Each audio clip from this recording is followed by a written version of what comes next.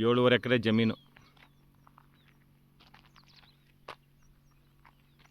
2 TC ಇದೆ,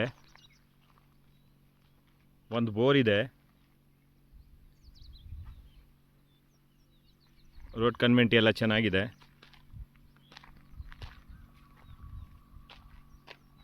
ತಾರ್ ರೋಡಿಂದ ಅರ್ಧ ಕಿಲೋಮೀಟ್ರು. ವಾಟರ್ ಸೋರ್ಸು ತುಂಬ ಚೆನ್ನಾಗಿದೆ.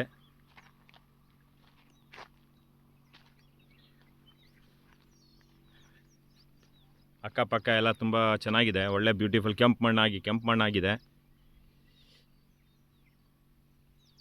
ಮೈಸೂರಿಂದ 20 ಕಿಲೋಮೀಟ್ರು ರಿಂಗ್ ರೋಡಿಂದ.